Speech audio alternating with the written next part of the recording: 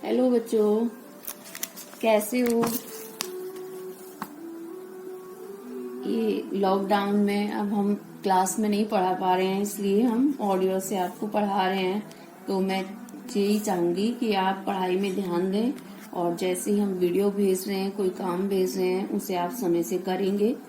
यही तो आज हम कक्षा 10 को उसका पाठ 1 जिसमें सूरदास के पद हैं वो मैं आपको समझा रही हूँ।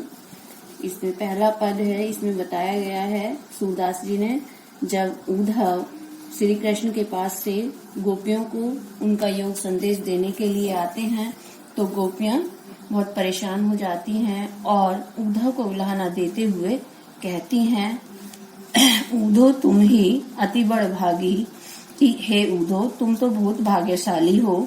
अप्रस रहत स्नेह तगाते नाहीन मन अनुरागी कि तुम तो एक तरह से ऐसे हो कि जो नदी तुम्हारे पास है, जो कृष्ण रूपी प्रेम की नदी है, वो तुम्हारे पास है, लेकिन तुम उसके पास रहकर भी उसके अनुराग में यानी उसके प्रेम में विलीन नहीं हुए हो, उसके प्रेम में नहीं भीगे हो।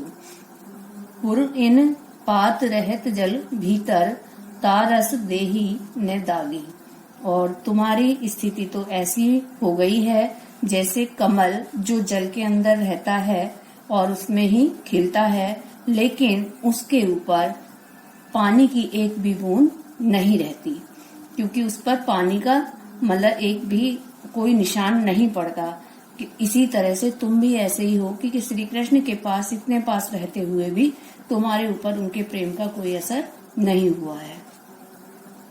जो ही जल महातेल की गागरी बूंद ने तागो तगो लागी, यानी तुम तो एक ऐसी गागर, तेल की गागर के समान हो जो तेल में गागर भीगी हुई है और अगर उसे हम पानी में डाल दें तो पानी की एक भी बूंद उस पर नहीं रुकेगी।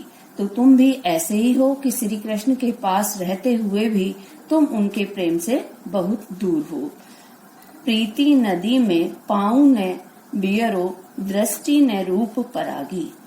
और हे उद्धव, तुम्हारे पास जो प्रेम की नदी है, तुम तो उसमें पैर भी तुमने अभी तक नहीं रखा है, इसलिए तुम ये बात कह रहे हो, ये योग संदेश लेकर आए हो और हमें समझा रहे हो।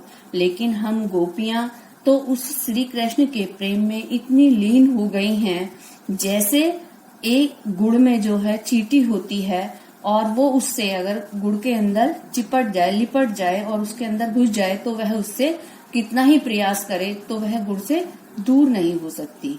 तो इसीलिए यहाँ पर सूरदास जी कहते हैं कि गोपियां कह रही हैं, हे उद्धव हम तो भोली हैं, हम तो अनुरागी हैं, यानी प्रेम में लीन हो चुके हैं, अब हमें कोई बात समझ में नहीं आती और हमारी स्थिति एक गुड़ में चींटी जैसे लिपट जाती है या चिपक जाती है, हमारी स्थिति आज ऐसी ही हो गई है। हम कृष्ण के प्रेम को छोड़ना चाहें तो भी हम उसे छोड़ नहीं पाते हैं।